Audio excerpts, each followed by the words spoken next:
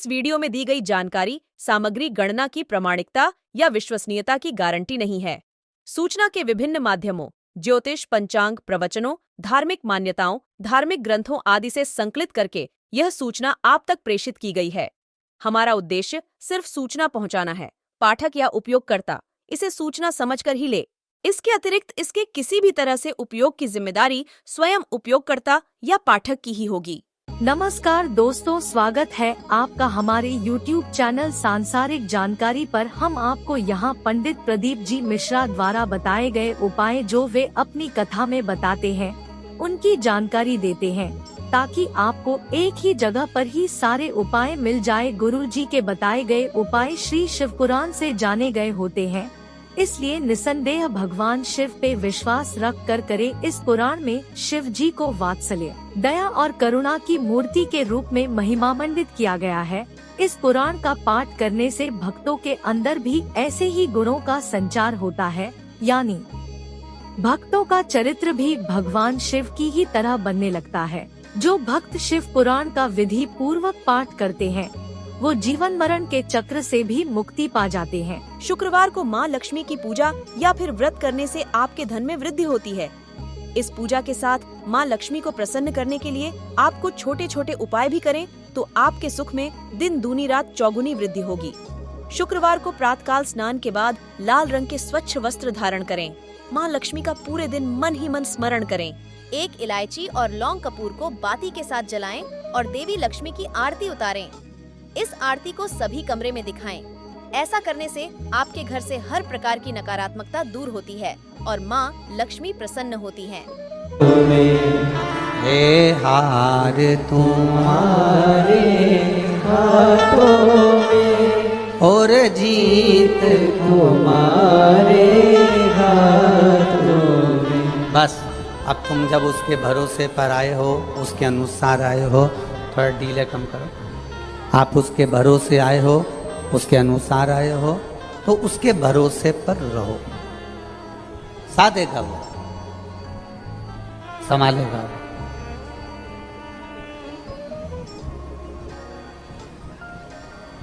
ब्रह्मा जी ने कहा आपके पिता कैसे दिखते हैं? भगवान नारायण ने कहा कि जल को देख लो, क्योंकि नारायण की जो उत्पत्ति है वो जल से। जल में जो अयन करे वो नारायण। तो कहा जल को देख लो, वही शिव है। जल शिव है। हाँ, सब में रमा होता है, सब में।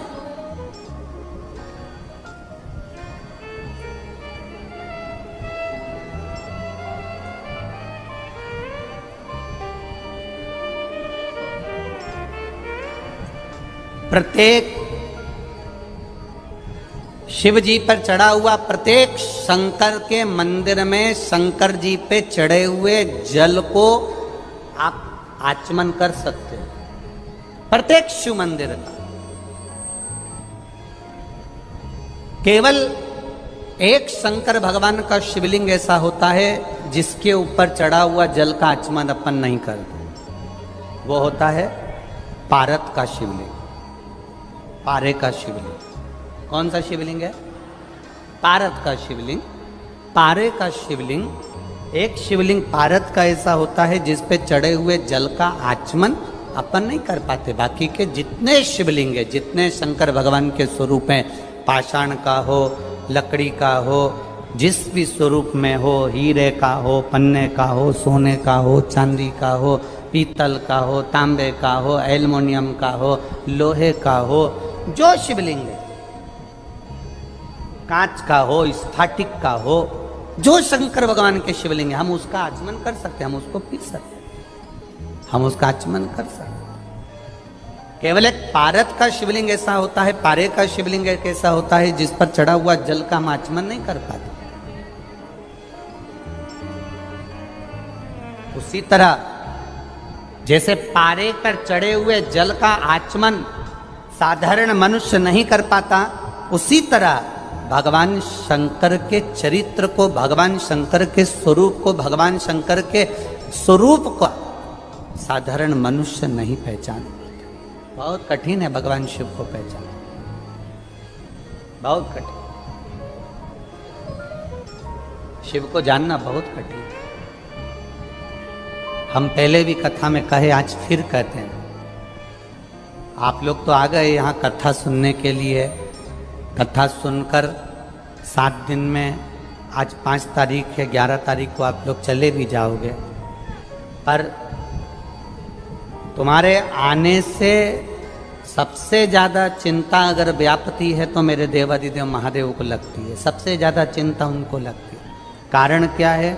महादेव को चिंता ये लगती है कि आ तो गया है, विश्वास कर कर, भरोसा कर कर, दृढ़ता लेकर, कि सियोर वाला महाराज कहता है कि जो शिव महापुराण की कथा सुनता है, शंकर की कथा को जो धारण करता है, शिव तत्व को जो धारण करता है, मेरा देवादिदेव महादेव उसकी गोदी भरता है, उसकी झोली भरता है। आप आ तो गए हो, चिंता उसको व्याप जाए।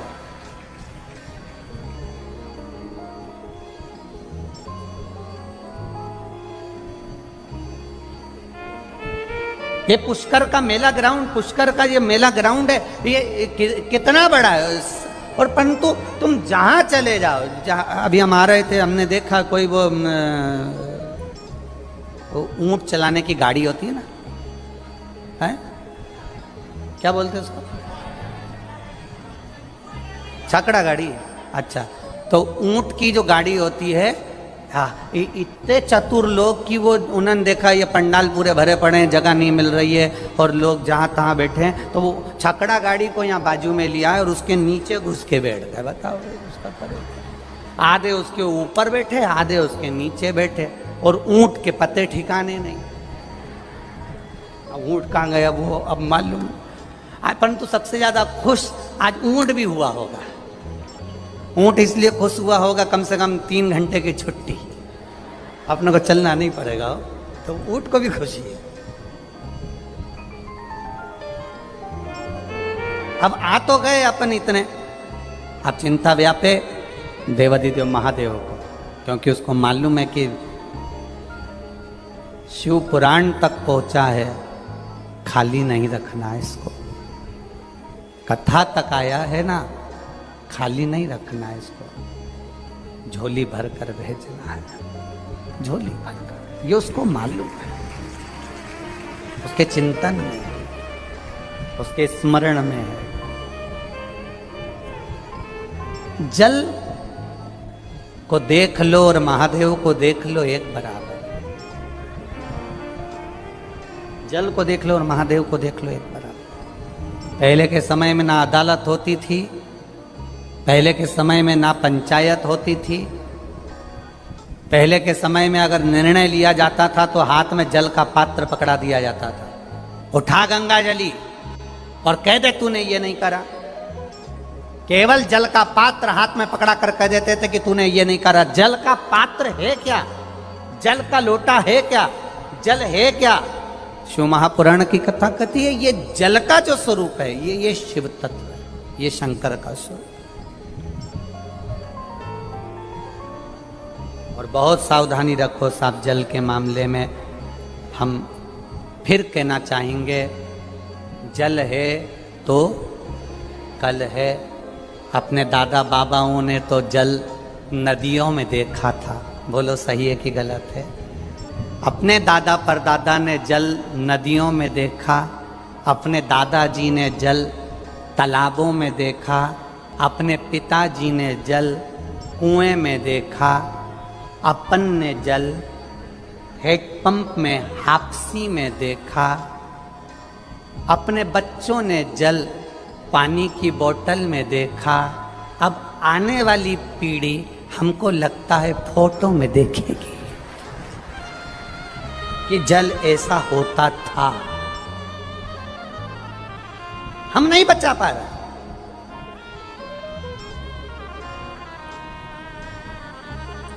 हम उस जल को नहीं बचा पा रहे। एक आपके राजस्थान का एक न्यूज़पेपर है, पत्रिका अखबार, श्री शिवाय नमस्तुभ्यम, हर हर महादेव। अगर वीडियो अच्छी लगी तो प्लीज़ लाइक करें, शेयर करें, कमेंट करें और सब्सक्राइब करना ना भूलें। नई नई जानकारी के लिए चैनल को प्लीज़ सब्सक्राइब करें। हर हर महादेव। तो दोस्तों, यहाँ पे हमारी वीडियो समाप्त हुई। उम्मीद करती हूँ हमारी ये जानकारी आपको जरूर पसंद आई होगी। हमारी वीडियो को लाइक जरूर करें और हमारे चैनल को सब्सक्राइब और शेयर करना ना भूलें। जय श्री राम।